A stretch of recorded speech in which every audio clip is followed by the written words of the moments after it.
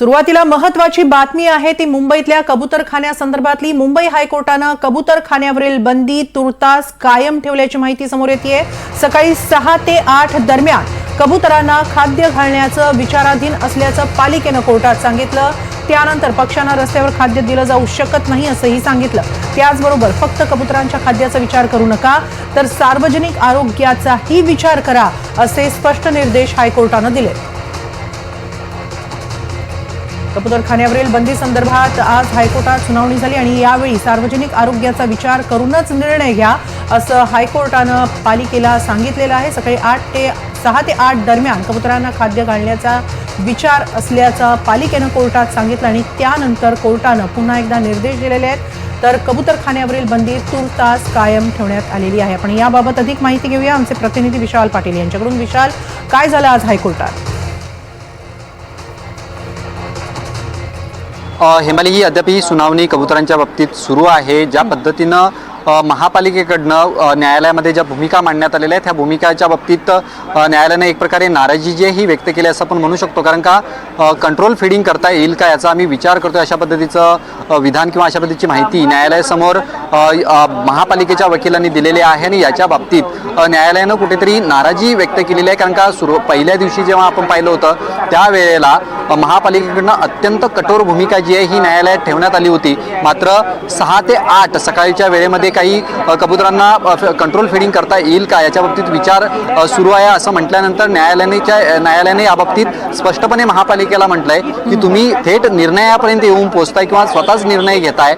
तुम्ही प्रामुख्यानं स्थानिक नागरिकांच्या किंवा मुंबईकरांच्या स्वास्थ्याचा विचार करणं अधिक गरजेचं आहे अशा पद्धतीचे खडेबोल सुनावलेले आले आहेत। दुसरीकडे न्यायालयानं या याचिकेदरम्यान असं म्हटलेलं आहे की पशुसंवर्धन विभागाचा एक सदस्य, राज्य सरकारचा एक सदस्य आणि केंद्र सरकारचा सुद्धा एक प्रतिनिधी या समितीमध्ये असला पाहिजेत आणि सद्यस्थितीला जो काही हा वाद निर्माण झालेला आहे याच्या बाबतीत याचिकाकर्त्यांकडनं एक न्यायालयासमोर वेगळी भूमिका किंवा एक वेगळे पर्याय जे आहेत हे ठेवण्यात आले। त्यांच्याकडनं असं म्हणण्यात आलं की महालक्ष्मी रेस्कोर या ठिकाणी आपल्याला कबुतरांना फिडिंग जे ओपन स्पेस आहेत या ठिकाणी फिडिंग करता येऊ शकतं। या बाबतीत सुद्धा न्यायालयाने जे ही स्पष्टपणे खडेबोल याचिकाकर्त्यांना सुनावलेले आहेत की तुम्ही मोकळ्या जागा, आज तुम्ही रेस्कोर्स मागताय, उद्या तुम्ही आझाद मैदान मागाल आणि नंतर शिवाजी पार्क मागाल, असं करता येणार नाही अशा पद्धतीचे खडेबोल सुद्धा याचिकाकर्त्याला जे आहेत हे सुनावलेले आहेत। त्यामुळे एकंदरीत जर आपण पाहायला गेलं तर न्यायालयाची भूमिका प्रामुख्याने हीच आहे की जे लोक राहणार आहेत लोकांच्या स्वास्थ्याचा, त्यांच्या आरोग्याचा प्रश्न अधिक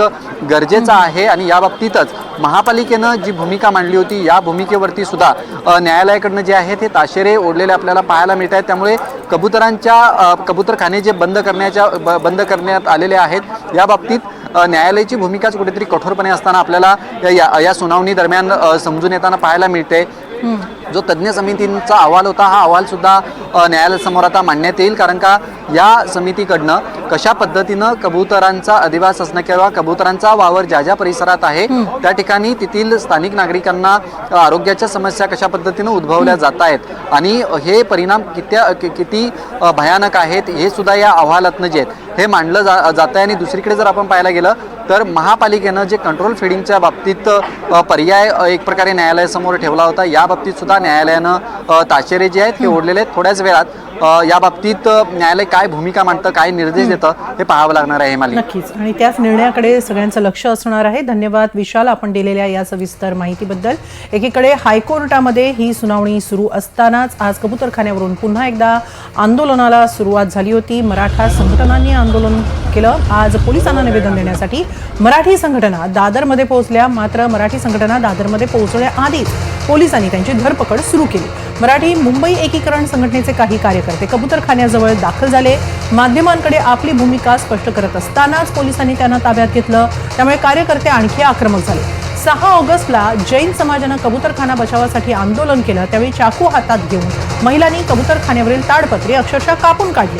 कोर्टाच्या नियमांची पायमल्ली जैन आंदोलकांनी केली आणि कबुतरांसाठी दाण्यांच्या गोण्या ओतल्या। मात्र त्यावेळी पोलिसांनी एकाही आंदोलकाला ताब्यात घेतलं नाही, एकाही आंदोलकाला पोलीस व्हॅनमध्ये टाकलं नाही। याउलट मंत्री मंगलप्रभात लोढांनी आंदोलक बाहेरचे असल्याचं सांगत कुणावरही कारवाई होणार नाही असं म्हटलं होतं। शिवाय हाती शस्त्र घेऊ अशी भाषा करणाऱ्या जैन मुनींवरही कुठलीही कारवाई झालेली नाही।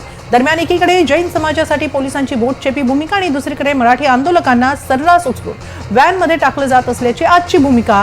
यामुळे पोलीस आणि सरकारची दुटप्पी भूमिका पाहायला मिळाली आणि यावरून जोरदार टीका होतीये। दरम्यान एनडीटीव्ही मराठीच्या प्रतिनिधींनाही आज या आंदोलनादरम्यान धक्काबुक्की झाली।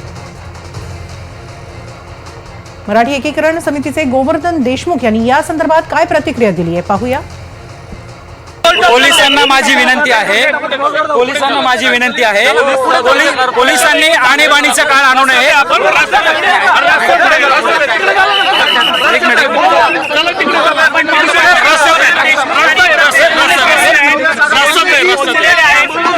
अडवणूक या ठिकाणी होते। पोलिसांनी आणीबाणी आणू नये, पोलिसांनी सहकार्य करावं। मात्र जैन समुदायाचं आंदोलन झालं तेव्हा पोलीस कुठे होते? कोर्टावर या संदर्भात सुनावणी आणि मराठी एकीकरण समितीनं आंदोलन सुरू केलं आहे। जे जैन मुनी आहेत ते म्हणतात जे कोणी विरोध करतात त्यांना मी ओळखत नाही। मी सर्व पत्रकारांना आपली जे पत्रकार म्हणून आपली जी जिम्मेदारी आहे त्या म्हणून आपले प्रश्न विचारला त्याबद्दल स्वागत करतो, पण माझी भूमिका यामध्ये आहे की मी आज काही बोलणार नाही। धन्यवाद। रेल्वे स्टेशन बाहेर प्रशासनाकडून कबुतरांसाठी दाणे टाकू नयेत असे फलक लावण्यात आले। रेल्वे प्रशासनाकडून प्रवाशांकडून कबुतरांना दाणे टाकले जात होते, मात्र आता रेल्वे प्रशासनानं फलक लावून दाणे टाकण्यास मनाई केलेली आहे।